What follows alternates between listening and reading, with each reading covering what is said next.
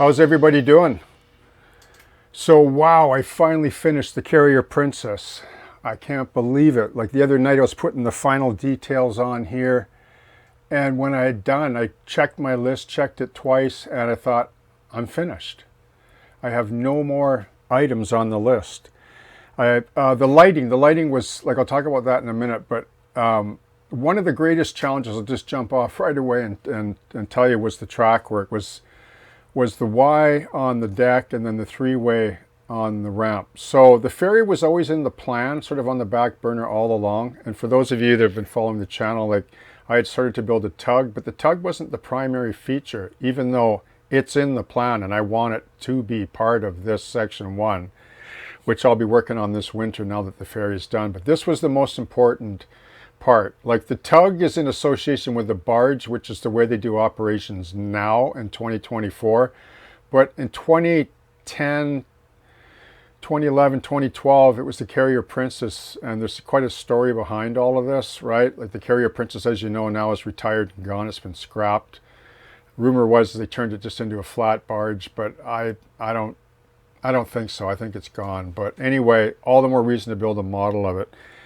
And I just love it. And everything works as designed, which there's a bit of luck there, I think. I think we all have a little bit of luck when we build stuff. You know, you get breaks, right? Problems happen, a lot of problems, but, you know, there's always a solution to the problem, right? Like, that's part of it. So, but I'm really, really happy with the way this ferry worked out. So I just want to address a question, like somebody had said earlier on, about why did you just build half the ferry? Well, a couple of reasons. If I'd built the full ferry, I wouldn't have been able to fit it in the room. I'd have to take the door off the room, and I'm not going to do that because it's another 2 feet. And I'll just show you how much room there is, okay?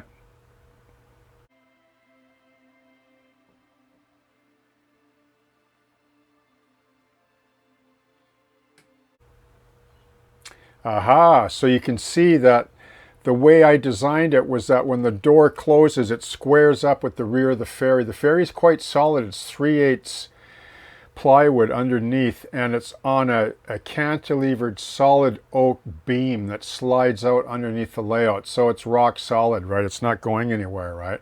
I mean, I can move it a little bit, see? But it's on braces and a carriage, and it's like, it's not going anywhere. And it has 2 power plugs. It has one for all the lighting and then one for the bus. And it also has a frog juicer, which is kind of cool because at the rear you can see it. There's a red light, so you know the power's on the track when you plug it in. The frog juicer tells you that the ferry deck is powered.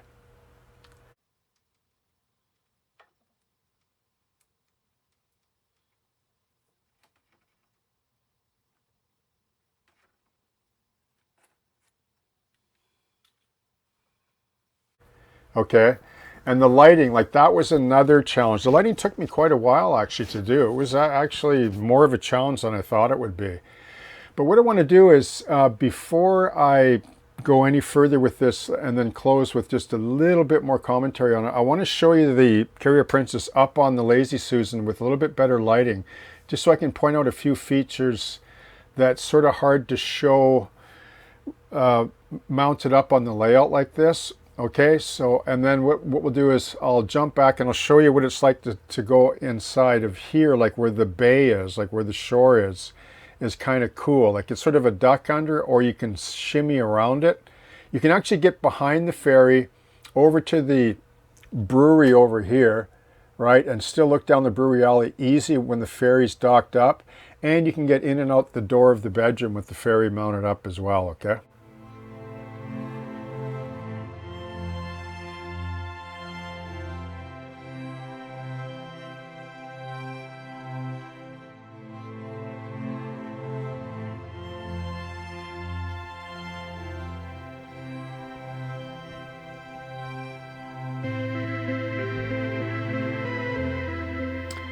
How's everybody doing?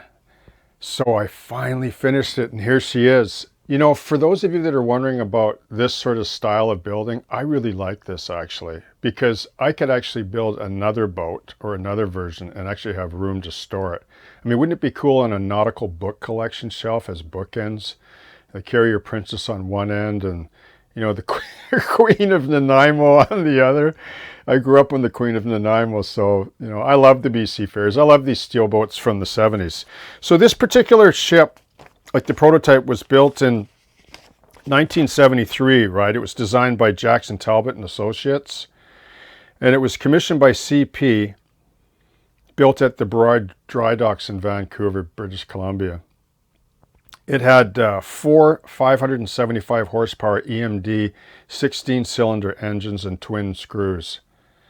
And since I'm on the topic of screws, there was an incident. This ship could have sunk like in its first 3 years. Like in 1976, it had a mishap when it was going through Active Pass. And for those of you that are familiar with the British Columbia coastline, they know about Active Pass and how treacherous the waters are, period, in BC. Probably the toughest to navigate in the world.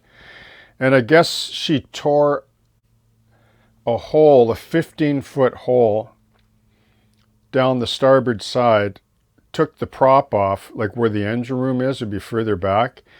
And the skipper actually sailed it back on one engine back to Swartz Bay, which was probably not a good idea, they said in hindsight, because it could have sunk that night.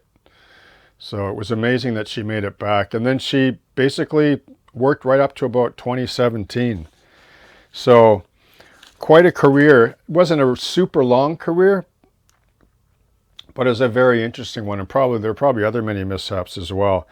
But this particular boat, I'll just mention about the model and then we'll jump back up on the layout to close. But this particular ship is a really good example of a vessel that was built for a role that never worked out over the long term. Like it just didn't fiscally work out. I mean, it's been superseded by other newer ships like carriers now, but she did serve, you know, the marine and rail industry quite prolifically and had quite a interesting career.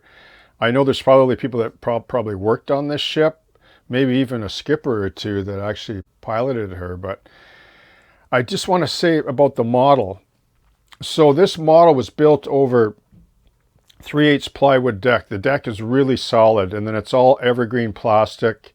I used Tamiya rattle cans for the large white surfaces, and then the airbrush for other smaller parts, and then it was all Vallejo for weathering, like the you know, the deck down here and all the upper decks was all done with wet on wet washes. And I'll mention to you about the flags. If you notice the flags right here, so that red flag is a nautical signal flag that indicates loading or unloading dangerous goods. Like the period that I'm modeling, 2011-ish, she carried a lot of liquefied petroleum and chemicals and so on up and down the coastline. So that was basically her role.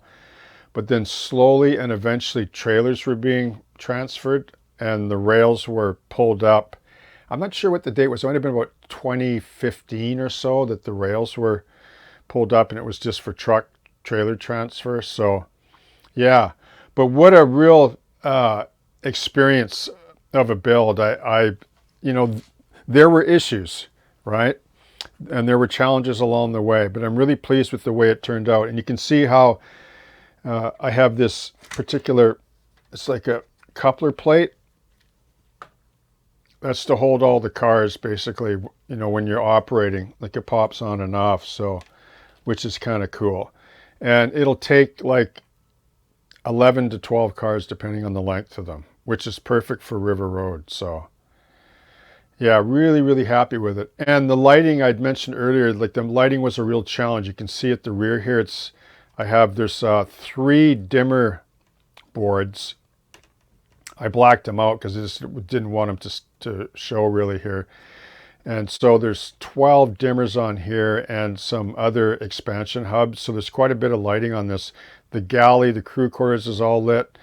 Under the passenger deck is lit. Of course, the bridge is all lit. And the car deck is all lit as well. And that shows more when there's a lot lower ambient light on the layout and the lights are down and there's a few other light sources. It just really looks the part and looks awesome. And I'll basically show that at the very end when we go back up. And I just want to show you on the layout from another perspective, okay?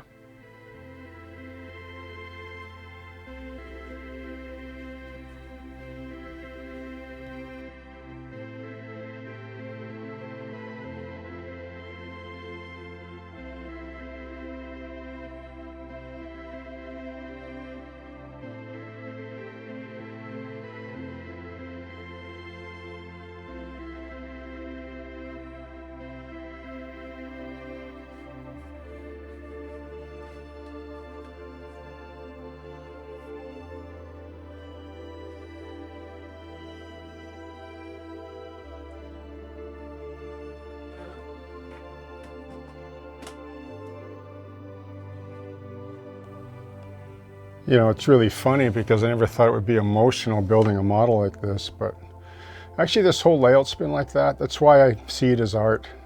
It's emotional for me. And yeah, there's a technical side to it too, but there's also the artistic side if you're feeling that it's a medium that you express yourself in, and I definitely do. But I just would also like to express thanks to everyone that supported this channel, because it wouldn't be where it's at right now. I mean, I'm pressing in on 30,000 subscribers, which is a surprise to me, but because I never, you know, started out that way, but it's just grown in sort of a niche popularity. And I really appreciate all of you for that, the support you've shown. So just in closing, like it's a really cool view from here. And you can see down the brewery alley, you can see the approach from an angle like you're standing on the shore, like you do at the location, you know, the prototype location. And it's just cool, right? It's got the major cool factor going here, and I really think it's very inspiring in itself as much as all of you are. So, you know, basically this model completes another chapter on River Road as the story continues to unfold. So thank you very much. Happy modeling, and I hope that you have a great day.